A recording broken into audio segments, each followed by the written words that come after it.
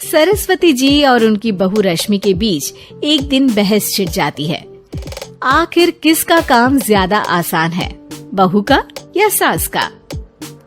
माँ जी, सास को काम ही क्या है, आपके सारे काम उंगलियों पे तो हो जाते हैं। कुछ भी। हाँ, हिसाब तो उंगलियों पे ही हो जाता है ना। अरे बेटा, ऐसा सिर्फ अभी लगता है, जो मुझे करना पड़ता है ना वो तुझे करना पड़े तो समझ आएगा कि असली काम का पहाड़ कैसा होता है। ठेले बराबर वजन भी नहीं है आपके काम में, और बात पहाड़ों के वजन की कर रही हैं आप। तू ऐसा करती ही क्या है घर में बेटा, ये तो बता मुझे। मैं थोड़ी ना कुछ करती हूँ, सब जादू से हो रहा है इस घर में। अरे एक दिन मेरा काम करोगी तो समझ आएगा। Okay okay, shut up. कल से मैं घर के काम करूंगी और तू मेरी जगह हर चीज का हिसाब रखना, ठीक है? ठीक है, ये भी कर लेते हैं।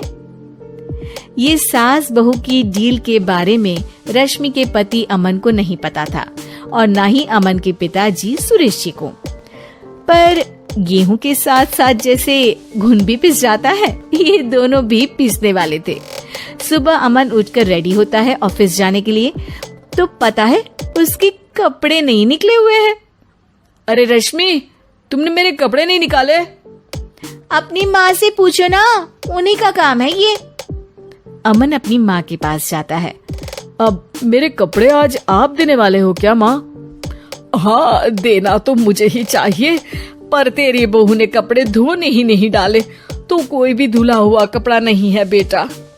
हैं? ऐसा क्यों? कपड़े तो धोने आप ही देते हो ना माँ? अरे बहू ने तुझे बताया नहीं, अब हम अदल बदल गए हैं, मैं अब बहू और तेरी बीवी सास। अमन परेशान हो गया। वो बिना इस्त्री के कपड़े पहनकर ऑफिस चला गया। सरस्वती जी अपने घुटने के दर्द के कारण झुककर घर साफ नहीं कर पा रही थी और ना ही खाना बनाना याद रख पाई। उधर रश्मि पहले ही दिन घर की चाबी घुमा चुकी थी और 300 रुपए का हिसाब अलग नहीं मिल रहा था। पर दोनों का ही घमंड कैलाश पर्वत से भी बड़ा था और दोनों ही खेमे एक दूसरे की बात मानने को बिल्कुल तैयार नहीं थे। शाम को जब सुरेश जी और अमन खाना खाने बैठते हैं तो सरस्वती जी उनके सामने गाजर और पपीते लाकर रख देती हैं। अरे माँ, ये क्या है? ख्याली पुलाव के साथ सलाद। माँ जी खाना बनाना भूल गई लगता है। अरे एक एक चमन्नी का हिसाब है मेरे पास, खाना बनाना कैसे भूल जाऊंगी? ये तो मैंने पढ़ा था कि फल फ्रूट खाने से सेहत अच्छी रहती है, इसीलिए ये ले, एक फल खा ले। रात को सुरेश जी और अमन अपनी मीटिंग बिठाते हैं अकेले में। बाबूजी, इनकी लड़ाई के कारण ना हमें ठीक से खाना मिल रहा है, उल्टा घर के सारे काम रुक गए हैं। हाँ बेटा, 2 भैंसों की लड़ाई में बेचारे खेत के पौधों का भी नुकसान हो रहा है। पर पापा, क्या बताऊं आपको, मैंने माँ को इस महीने की 2 तारीख को बिजली के बिल के पैसे दिए थे। आज बिल भरने के लिए मांगने गया तो पता चला कि रश्मि उन पैसों से गैस सिलेंडर ले आई। अच्छा, तो सिलेंडर के पैसों का क्या हुआ? अब सिलेंडर के तो कोई पैसे नहीं थे बाबूजी, हमारे घर पर गैस की पाइपलाइन लगी है ना। बेटा, इन दोनों का कुछ करना पड़ेगा, नहीं तो अपने घमंड के चक्कर में पूरा घर बर्बाद कर डालेंगी ये दोनों। अमन और सुरेश जी काफी सोच विचार के बाद एक निष्कर्ष पर पहुंचते हैं। रात ही को दोनों अपनी पत्नियों की अलमारी से नई साड़ी निकालते हैं और सुबह जब रश्मि और सरस्वती जी उठते हैं तो देखते हैं कि दोनों पति साड़ी पहनकर चढ़ाव पर सब्जियां काट रहे हैं। अरे ये सब क्या हो रहा है? क्या हो रहा है मतलब? आप दोनों अदल बदल हो सकते हो तो हम क्यों नहीं? अरे क्या मतलब? नहीं नहीं, मेरी भी बचपन से किसी की बहू बनने की इच्छा थी, तो आज से सरस्वती तुम बड़ी बहू, मैं मिडल बहू और अमन छोटी बहू। अरे लेकिन सब घर पर बैठ जाएंगे तो कमाएगा कौन?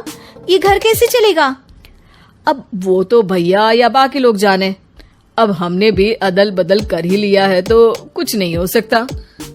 रश्मि और सरस्वती जी को समझ में आ जाता है कि उन दोनों की आपस की डील की वजह से इन दोनों को बहुत तकलीफ हो रही है और उनके ईगो ने दूसरों को कितनी यातनाएं दी है। अब असल में माँ जी आप सही थी, सास बनना बहुत मुश्किल है। अरे हाँ बेटा, और तू भी, मुझसे तो नहीं हो पाया सब घर के काम, वापस बदल ले क्या? हाँ हाँ बिल्कुल माँ जी, और अब आप दोनों भी बदल लीजिए, कोई आ गया तो आप दोनों को देखकर क्या सोचेगा। अच्छा है, आप दोनों के समझ में ये बात तो आई, मैं फटाक से कपड़े बदल लेता हूँ। अरे रुक जा बेटा, एक फोटो ले लेती हूँ तेरी, मेरी बेटी होती तो तेरे जैसी ही दिखती साड़ी में। और मेरा फोटो नहीं लोगी?